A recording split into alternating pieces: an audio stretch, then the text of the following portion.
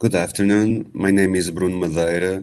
I'm a professor of contemporary history at the University of Minho, and I would like to welcome you to the sixth session of Critical Heritage Studies at Arqus, Concepts, Approaches and Findings, an online guest lecture series titled Heritage and Humiliation with Katarzyna Liszka, University of Wrocław. Katarzyna is an assistant professor at the Institute of Cultural Studies at the University of Wrocław, Poland. Her academic work lies at the intersection of cultural studies, philosophy, and Jewish studies.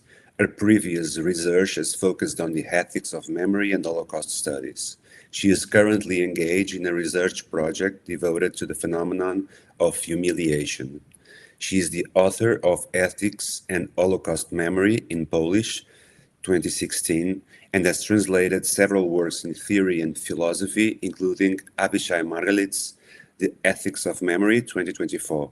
She is also a member of the research team COREM, Collective Remembrance, engaging youth through curatorial practices funded under Citizens' Equality Rights and Values programs. Heritage and humiliation enter into a variety of relations that are of fundamental significance, although they are rarely articulated explicitly. Katarzyna Liszka, the speaker, suggests that three fundamental areas can be distinguished in this relation. First, the role of collective humiliation from the past, such as humiliation produced by war, genocide, slavery, and colonialism in the formation of heritage.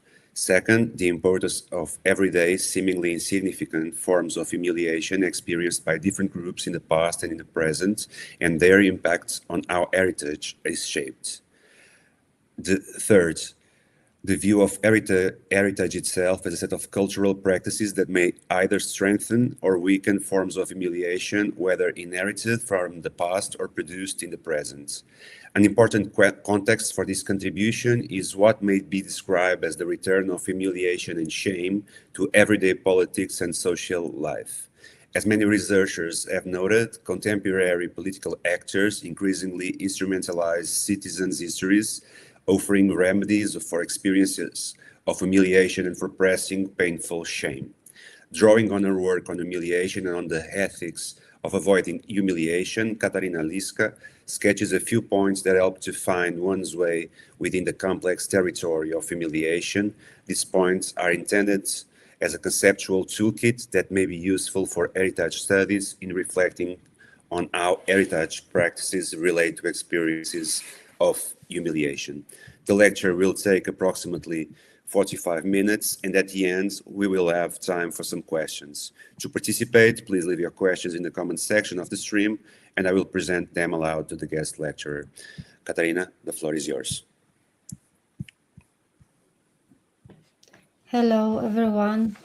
First of all, thank you for the invitation, and thank you, Bruno, for being excellent moderator of this lecture and for introducing my my topic. So I will begin with the motto. We all live on the edge of humiliation, in danger of being deported to that unkind country. It's the motto from Wayne Kostenbaugh. So I will briefly begin by explaining the topic. So my topic contains two terms, heritage and humiliation. I will devote more attention to the second one. I hope that despite this, you will stay with me. So my theoretical findings stem from many sources and readings. But I would say that the most essential for me was the Israeli philosopher Avishai Margalit with his classic book, The Decent Society. I will briefly show you some other inspirations that are important to me. It's the book by contribution by Evelyn Linder, classical books by Judith Shklar, Richard Rorty, Martha Nussbaum, which you definitely know, and the books that were recently published that are very insightful in the topic of dignity and humiliation is the book by Susie Kilmister or Ute Frevent, and the book that extends the topic of humiliation and dignity to animals is the anthology in the middle. I can also share with you some inspiration, like from the area of feminist studies, which is book in the middle on sexual violence and humiliation by Diana Taylor, and the contributions of lawyers that seek to analyze the phenomenon of humiliation in and through law. The most recent books devoted to shame and humiliation are by David Keane and Arlie Hochschild, and they are mostly devoted to the shame and humiliation in the face of right-wing political populism. Okay, so in this introduction, maybe I would add a few things to the introduction Bruno already gave. So I would say that from the perspective of critical heritage studies, there are, I would say, three areas that makes critical heritage studies critical, as far as I know. The first one is the attention to difficult heritage. The second one is attention to everyday life. And the third one is attention to emotions. And all the three, I would say, are present when they discuss the humiliation. But humiliation isn't easy topic. I would say it's a complicated territory that needs many different maps. So I will begin my talk by saying a few words about the conceptual territory of humiliation. What concept do we need to frame this phenomenon and its paradoxes? I will go to the map of responses to the humiliation. Then I will go to the ethics of refraining humiliation, and only at the end I will try to refer to the relation between heritage and humiliation. So what is humiliation? Just a second. What is humiliation? How does it feel like? How do we respond to humiliation? How do we remember about it? The word humiliation derives from the Latin humus, meaning earth or ground. Its etymological root, humiliare, literally denotes the act of bringing someone down to the ground. Images of forcing someone to their knees, spitting on someone are paradigmatic images of humiliation. Psychologist and scholar of humiliation, Evelyn Linder, in Making Enemies, defines humiliation as an enforced lowering of person or group, a process of subjugation that damages or strips our pride, honor, and dignity. To be humiliated is to be placed mostly against one's will, and often in deeply hurtful way, in a situation that is greatly inferior to what one feels one should expect. In his classical work, The Decent Society, Avishal Margalit develops a normative concept of humiliation. humiliation consists of combination three senses, or even four, as you see it at this slide. So the first one would be treating human beings as if they were not human, as beasts, machines, subhumans. Secondly, performing actions that manifest or lead to the loss of basic control. And thirdly, rejecting a human being from the family of man. An example of the first form can be found in the abuse of prisoners at Abu Ghraib, who were posed like dogs during sexualized acts and photographed. An example of the second occurs when patient privacy is violated in hospital. Immobile and fully dependent, the patient is exposed during the ward round, for instance, when medical staff uncover their genitals after childbirth. The third form involves the rejection of individual or group on the basis of particular characteristics. Discrimination on the basis of gender or ethnic affiliation, as well as racism, meet this definition. So humiliation always involves an element of degradation. What is diminished is a person's humanity, their status as an equal human being. Margalit draws on historical uses of animalistic language to humiliate others. Terms like cockroach, dog, pig, donkey, and on the testimonies of victims who describe being treated like animal or piece of meat.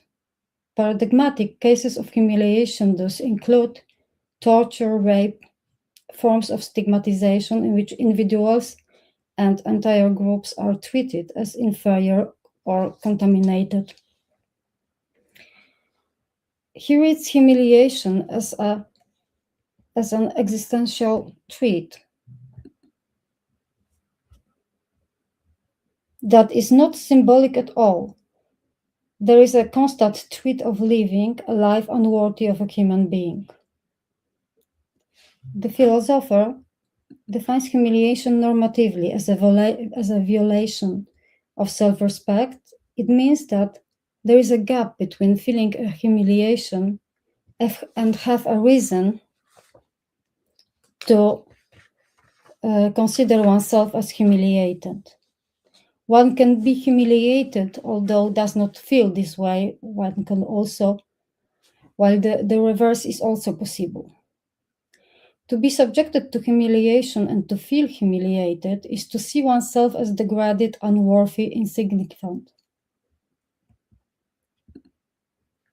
The humiliated often feel deep shame tied to the part of themselves that was attacked. As Margalit emphasized, the memory of humiliation is a wound. It's hard to recall humiliation without reliving it. Long after the event, its pain persists. Being degraded, excluded, rendered powerless changes how we see ourselves. One may feel incapable of acting for oneself without hope of changing his or her condition. Moreover, without public recognition or response to the humiliation depends. And it sometimes leads victims to seek revenge. All of this indicates that humiliation is not merely an event among other events in our lives, but can become a formative experience, one that shapes who we are able to become. Now I will go to the responses to humiliation. I'm interested not only in the question of what does humiliation to us, but also what we do with humiliation. We can use several criteria to talk about responses to humiliation. We can ask, who. So is it the person who has been humiliated, those who identify with a particular narrative of humiliation, or a society that witness it? We can also think about the distinguishing individual and collective responses. Or we can think about the criterion of constructive or destructive forms of responses. I will share with you, I think the most the responses I think they are the most common. So I think the first and the most obvious one is the suffering and trauma. Personal testimonies describe humiliation as internalization of humiliating gaze. Victims come to see themselves as deficient and unworthy. They feel abandoned, lost trust in the world, and suffer from lack of hope and self-belief. Many want to forget what happened. They feel shame as if they deserved humiliation, even though the shame is not theirs to carry. So, in a short cut, I was humiliated and I can't forget about it. It's this kind of response. The second one, desire for revenge and revenge. Victims of humiliation may seek revenge, responding to humiliation with humiliation. Scholars of conflict, war, and genocide emphasize that experiences of humiliation can provoke eruptions of rage, initiate a self-perpetuating spiral of humiliation. When the original humiliator is beyond reach, some individuals engage in vicarious humiliation in an attempt to preserve a threatened sense of dignity, directing their aggression toward those positioned below them. So, in short, I humiliate, therefore I am human. The other strategy or the response is parrhesia or testimony. Some speak openly about their humiliation in court or elsewhere, confronting its source directly. This is not an easy path, as those who have been humiliated often avoid public audiences out of fear of re-traumatization. To speak is to reverse the moral the direction of shame. You humiliated me, shame on you, not on me. The third strategy that was described by Diana Taylor in the book I mentioned before is a subversive strategy, embracing shamelessness, reclaiming offensive labels, as in slut walk, can be powerful affirmation. No one can humiliate me like I can. The fifth one, transforming memory and healing. Healing involves reworking the memory of humiliation and occasionally, if it's possible, forgiving. I still remember, but I don't relive it anymore. And the last one, political action. So it's the postulate to take pain into politics, seeking to change conditions that cause humiliation. Individual responses are shaped by how the others react. For example, Monique Ekman, in her book on wounded identities and memory, notes that the urgent demand to be respected and heard, each person speaking from their own narrative and memory, does not bring legal rights or material benefits. It offers only symbolic form of recognition, yet one that is essential for recovery of dignity. So what are the reactions of society and witness of humiliation? There is a full range of reactions, so from complicity, indifference to recognition and solidarity. We can also distinguish legal responses. Legal system can provide a pathway to seeking justice, but it can also humiliate it by itself. Institutional reform, advocating for systematic change of the humiliating institution would be the third kind of response. And there is one special, I would say, reaction to humiliation that is an investment in an ethics of avoiding humiliation. I will briefly explain what do I mean by the ethics of refraining humiliation.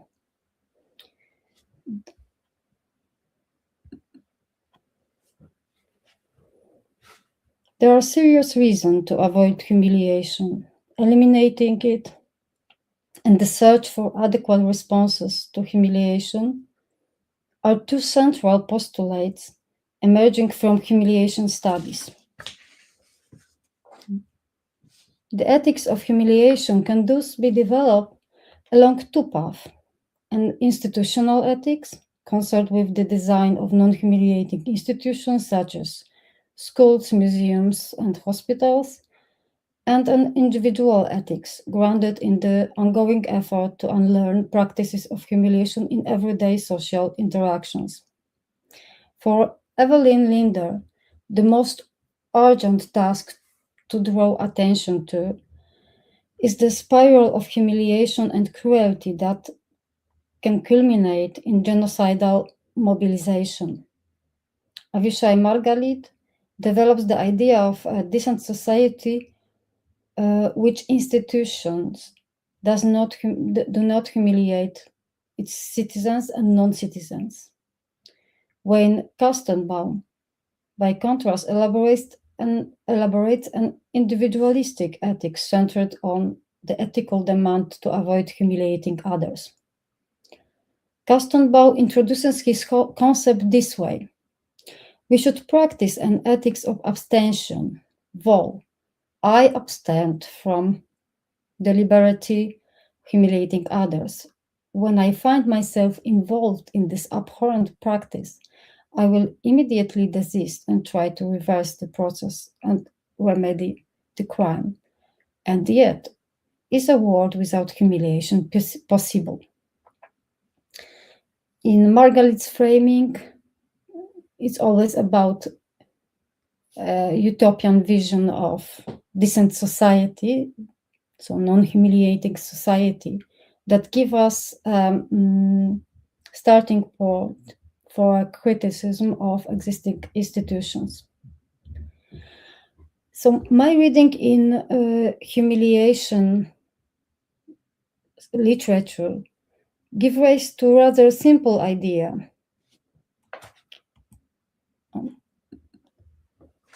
So I imagine the reader, visitor, citizen, alert to humiliation, and his or her task as follows: to notice and name humiliating gestures, practices, ideas, and institutions, to accept the challenge of listening to testimonies of humiliation, to reverse the humiliating gaze, to work towards change, to disrupt humiliating patterns of perception and action. And as you imagine, it's a task without end. What I'd like to add to this characteristic is that definitely it's not an easy task. Margalit reminds us that humiliation is contagious. When we see a classmate being bullied or a woman in a workplace neglected and silenced because of her gender, we may identify with them and feel humiliated too. But this identification is hard. Often we do everything to avoid it. As bystanders, we prefer to align ourselves with the perpetrator because otherwise we might feel fear, shame, or vulnerability. And yet,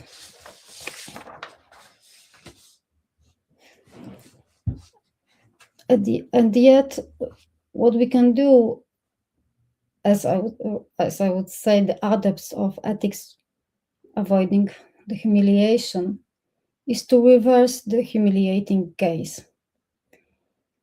What it means that when we witness both past and present acts of humiliation, we can respond by doing the opposite, by seeing the person as fully human, as equal. And we must, and it needs to be, this kind of ability needs to be trained. We must train ourselves in an astigmatic perception, as Margalit would put it. And I have a second to tell you that when I trace the literature, I have found many, I would say, testimonies of this kind of training. For example, in Black feminist Audre Lorde writings, or in Franz Fanon in a post-colonial literature, or in M. César, and in many other places. So maybe we'll have more time at the end. I will go back to this. So when I say that this task doesn't have an end, or is a task without end, I mean that this work remains ongoing. It requires openness and a conscious acceptance of incompleteness, as well as readiness to confront new claims and renewed demand for change.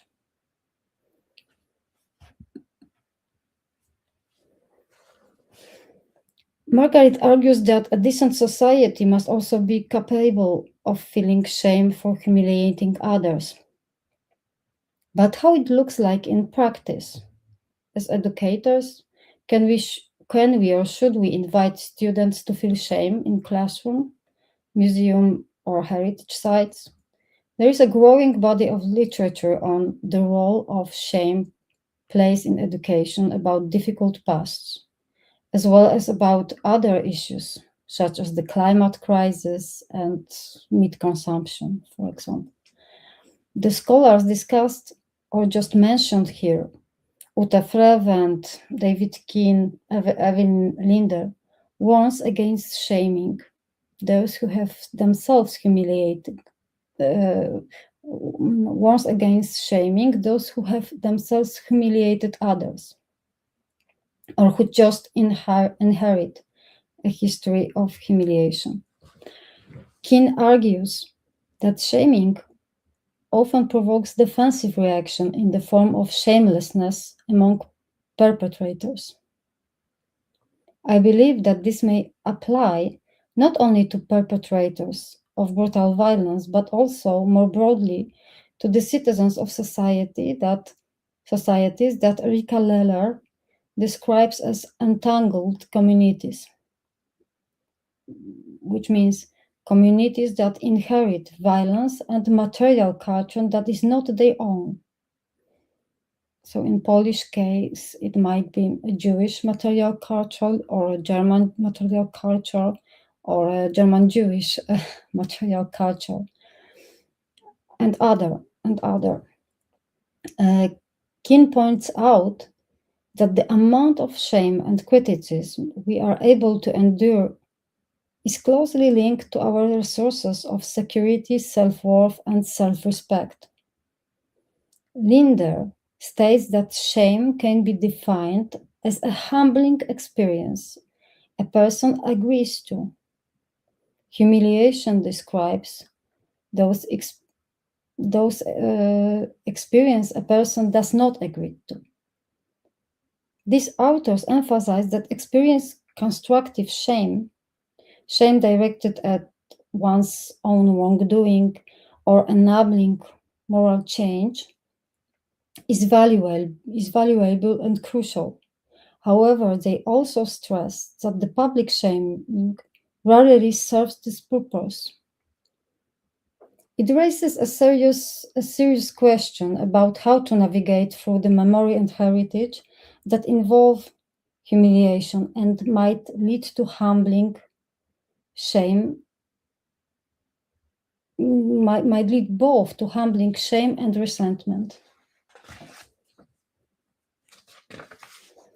These questions are all the more pressing in the light of electoral victories of right-wing populist movements in many parts of the world, as well as the growing pressure to instrumentalize past. In many contexts, in many cases, there is this rule of minimum shame and maximum pride that those imaginaries, right-wing imaginaries, produce. So I want to share with you a kind of anecdote from my, I would say, professional, not personal life. So several years ago, I delivered a conference paper on what I called decent, non-humiliating memory. I argued for a sensitivity toward what might be described as a theater of memory, certain sensitivity that seeks to avoid practices of humiliation. As an example, I referred to destruction of the Jewish cemeteries in Poland after the Second World War as a humiliating practice, one that symbolically excluded Jewish citizens of Poland from the moral and political community. What is difficult to the content, what is difficult to the contest is the claim that the destruction. Sorry, I need to focus. And so obviously, it was not contestable that this kind of destruction of cemeteries using of gravestone to everything, to build streets, houses, places for animals, that it constitutes a kind of humiliation. But the broader postulate of non-humiliating memory raised concerns about my fellow panelists. You must be careful, they warned me. This demand functions like a double-edged sword. At a time when a new mythology of national pride was being constructed in Poland, one that rejected shame for crimes committed against Jewish compatriots during the Second World War, the slogan of non-humiliating memory risked to resonate disturbingly with efforts to defend collective Poland and Poles from the alleged destruction of their good name. I recall this example because it reveals a central paradox of humiliation, the gap between humiliation itself and feeling of humiliation. Not every feeling of humiliation is legitimate, and not every feeling of not every such feeling morally oblige us to abandon the action that provoke it. I would say that the Nobel Committee does not owe Donald Trump an apology for a failing to award him Nobel Prize, even if he felt offended or humiliated.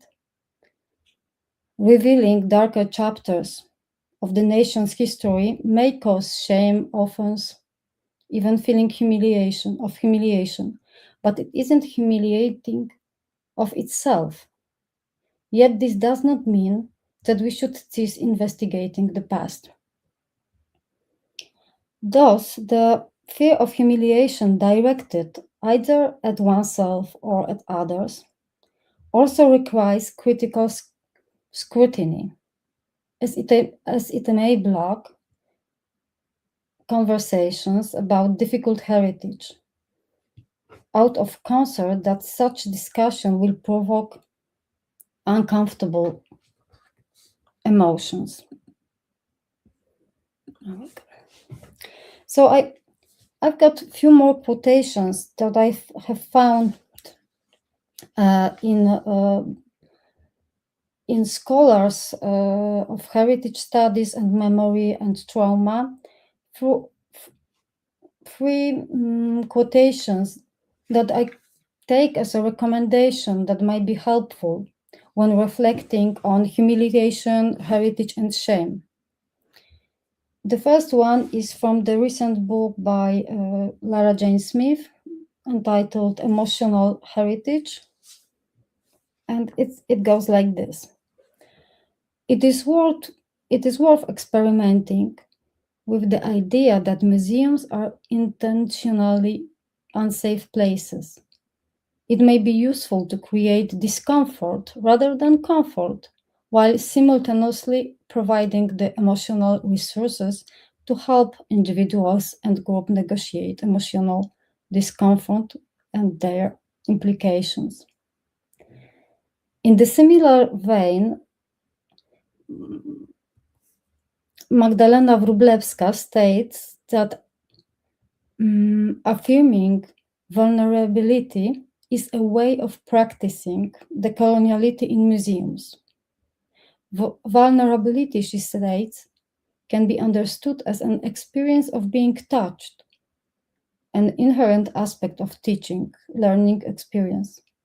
At the same time, it requires lowering one's guard and relinquishing the position of authority in order to reveal mistakes, struggles, uncertainties, and failures. An attitude of this kind, embodied by the museums and its employees, may encourage visitors to adopt comparable approach. And a third quote, writing about Poland as a society burdened by historical trauma, the social psychologist Michał Bilewicz emphasized that we must finally learn to accept all victims, not only those whose fates align with the dominant politics of memory. The traumas of previous generations cannot serve as ground for shame or exclusion. It's time to rediscover within ourselves what psychologists call self-compassion, a basic understanding of our own imperfections and flaws. He concludes that an awareness of our own imperfection may enable us to acknowledge the darker chapter of our history. This trigger recommendation goes like this. Providing emotional resources to help individuals to cope with difficult feelings, demonstrating one's own vulnerability, mistakes, and failures, and practicing self-compassion. As a final remark to my lecture, I haven't prepared any conclusion. I have prepared rather a question that is definitely worth developing around the relationships between heritage and humiliation. So these questions are, which narratives of humiliation become audible and why? How can humiliation and cruelty be narrated without repeating the gestures of the perpetrators? What forms of systematic humiliation can be identified in relations to memory and heritage? In what ways do institutions responsible for shaping heritage actually humiliate? Who inherits humiliation, and what does this heritage mean for them? Who experiences shame in museum and sites of memory? Who identifies with history of the humiliated, and with which history in particular? And at the very end, Why do we limit the concept of humiliation to human beings? Can we extend this concept, for example, for animals? And what would it mean? So, thank you. That would be it.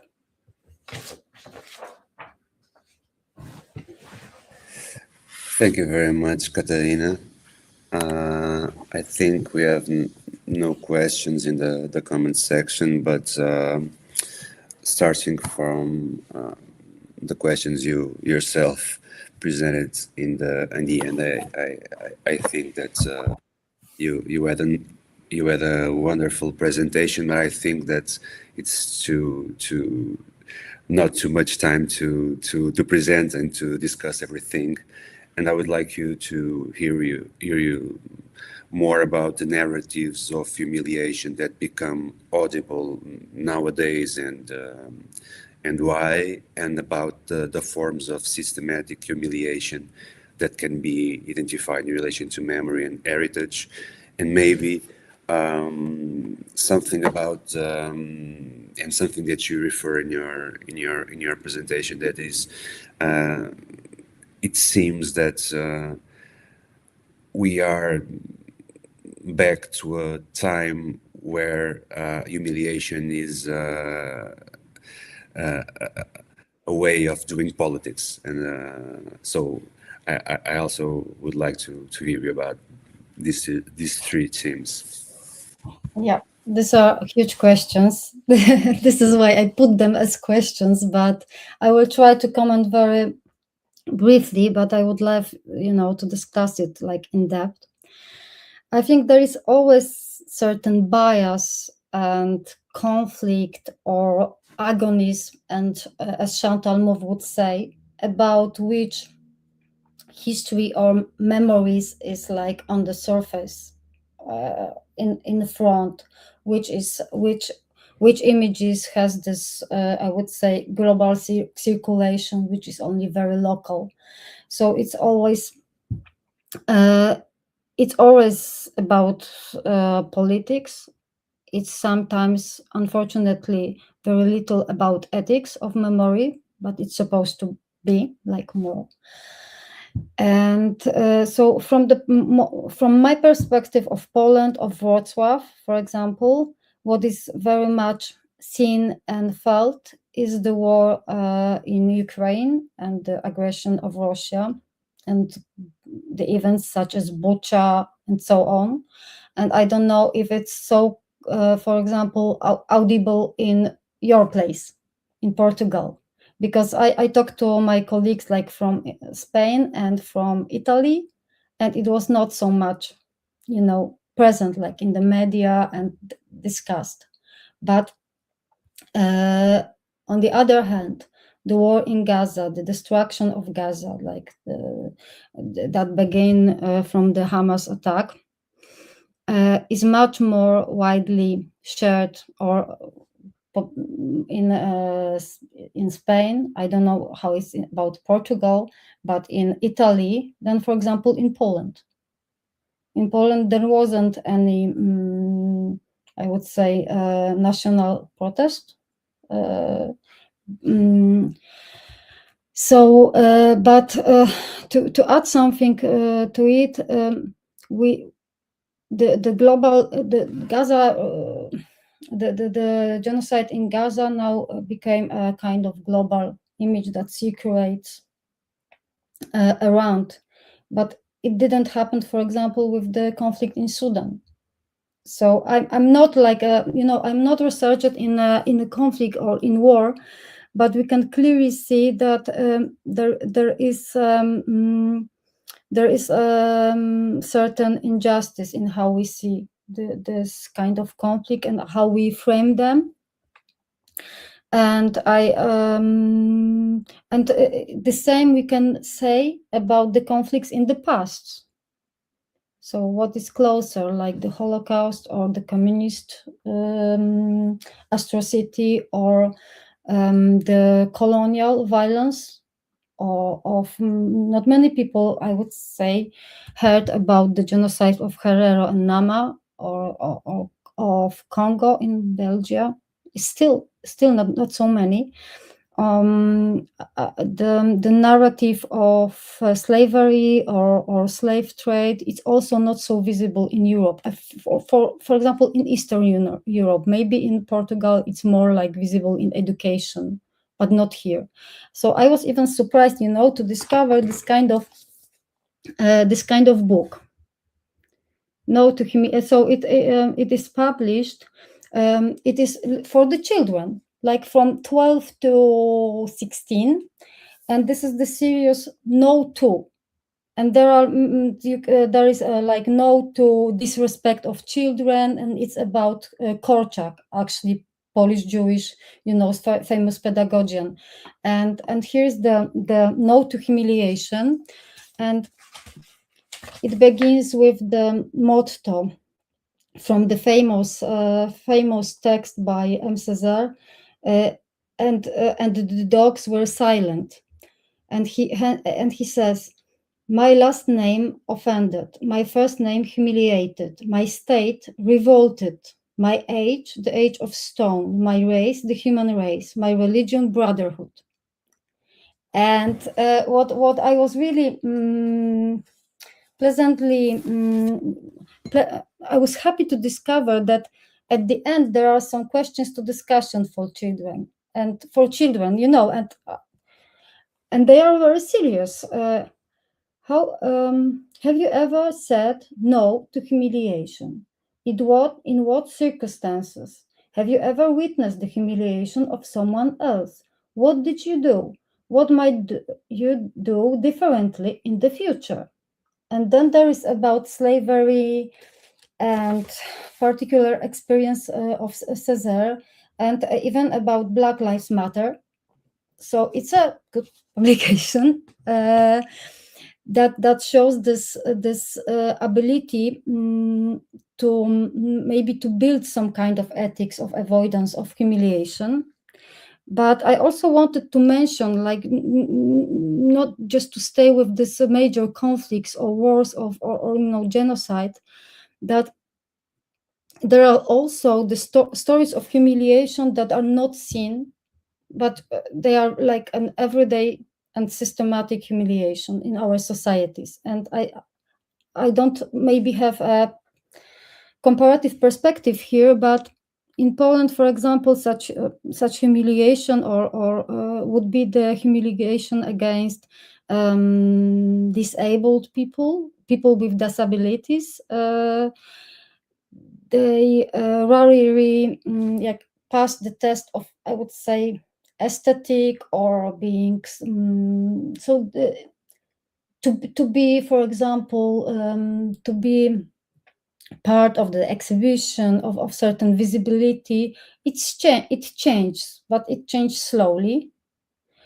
The other group of people would be elder people, and for example, the institution that is elderly care institution, like that seems to me like another story of at least people vulnerable to humiliation.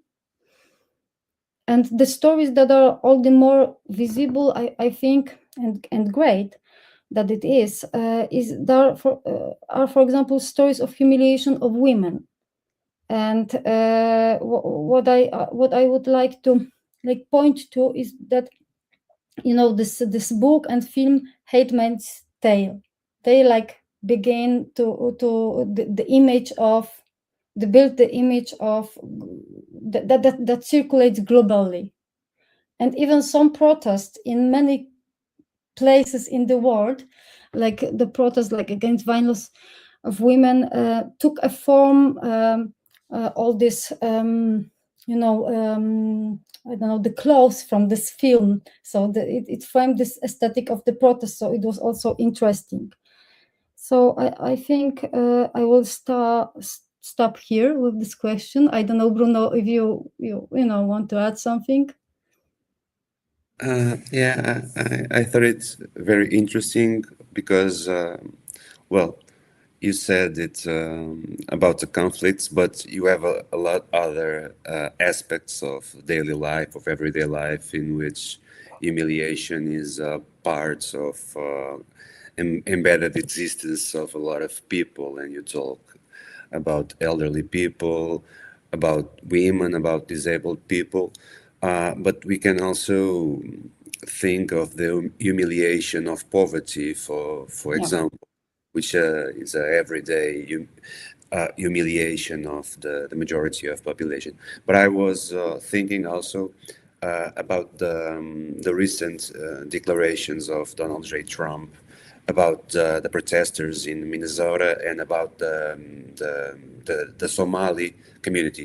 You spoke about Sudan, and I remember the Somali, and he said publicly that they have one of the lowest IQs in the world, and well, this is something that we are not used, or that were not previsible in the last 5 or 10 years, and nowadays you have this kind of discourse every day in the media. In Portugal, for example, the humiliation is directed towards the gypsy community and to the migrants, most of all the migrants from Southern Asia, and this become normal, I guess. So, and I think it's an objective of your work too. What can we do to stop this discourse of hate and humiliation, and what can we do? Thank you. I have prepared a few points, like, for example, that might be useful for individuals that, for example, work as curators in museums or as teachers of history and other topics. I have prepared some points about what we should avoid, because your former question was about that what kind of systematic humiliation is actually present or normalized in our practices of how we do heritage or how we make sense of heritage. So I think the first one would be the erasure from official memory and like presence. So we talked about it like before. So the second thought will be the manipulation of memory, the manipulation. The other would be reproducing humiliating images that present certain groups as inferior, demonized, and it's really depressing that this practice persists, and even more depressive when we see it like in museums, which should be the institution that protect dignity. Like this framing of human rights should be more present there.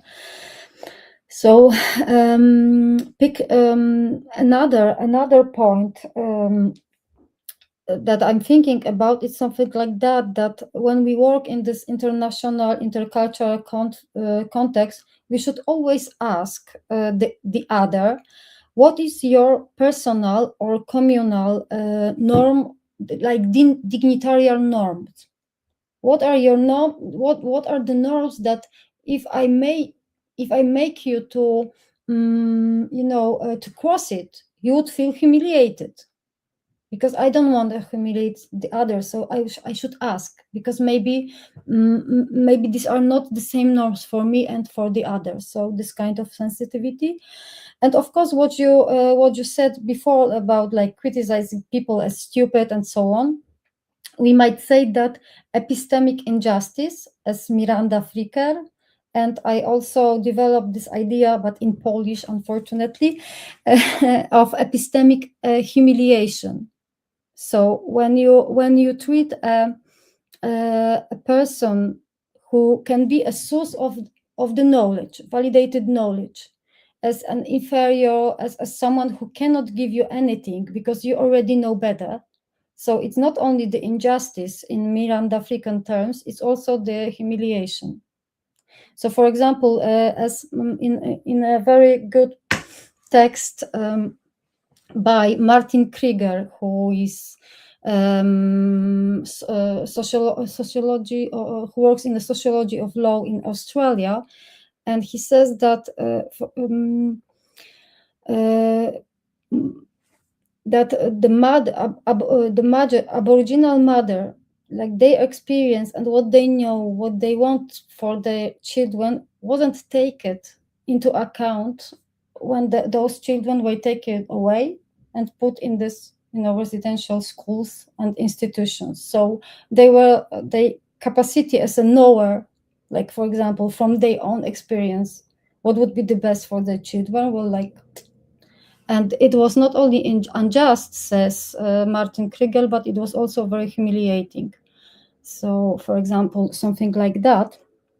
So I told you something about like what we should avoid, and you asked me what we should do.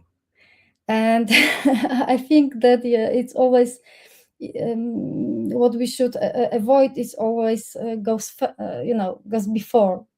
Yeah, so maybe it's have a pure priority, but as we discussed that I don't know if it's also your experience, but I would say every child in Poland, like from my generation, would learn about the Second World War and the humiliation of Germany, like after First World War, and then about the response and all those events that that lead to the genocide and to the Second World War. And what I see today is that we reflect on the situation today, because what we see is a kind of performances like by politicians that are shameless. They don't shame for doing things that we would consider very shameful. For example, as you offending women, LGBT people, and disabled and migrants and so on. So they are not ashamed of that, but they are constantly obsessed by humiliation and shame. And so this is very dangerous, I would say. And I don't know if you read this book by this anthropologist Arlie Hochschild, Stolen Pride, about states and the success of Trump. And it's so in this book she I would say postulates that we should we as kind of progressive left, we should think how we talk about people, and do we by ourselves use humiliation toward people from, I would say, village, poor. And so this was something that gave rise this kind of populism as a movement, I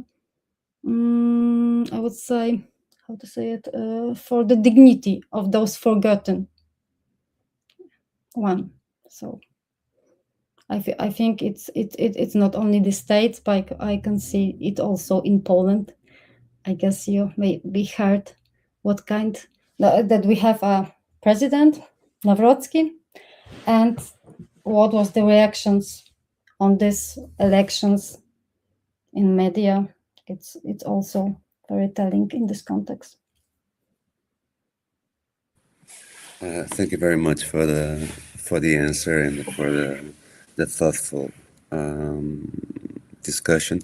And I think that it's a very good way to finish our session with something that you just said about the importance of the dignity of people, and maybe it's the first thing that we collectively as a society, not just as a political side or just as academics, but as society, we must rediscover the importance of recognizing the dignity of the other, and I think that's the first step we can do to surpass this situation. Well, thank you very much, Katarzyna. Thank you. And well, the session is over. Thank you.